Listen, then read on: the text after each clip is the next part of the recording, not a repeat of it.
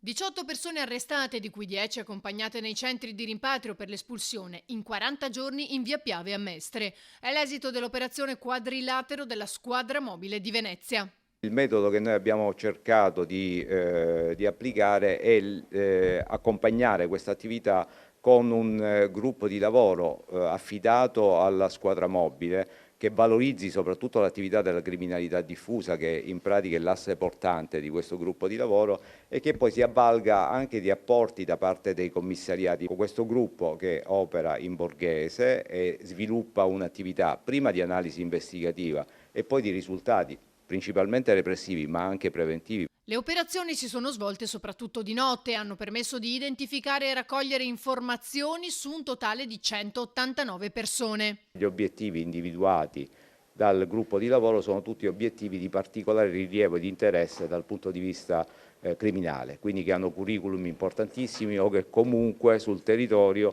hanno determinato un'alterazione importante, quindi hanno fatto azioni particolarmente eclatanti. Su quelli si è sviluppato questo lavoro. Bonaccorso ha anche incontrato in via Piave uno dei comitati che ha apprezzato questa attività che, ha ribadito il questore, non è risolutiva ma va proseguita.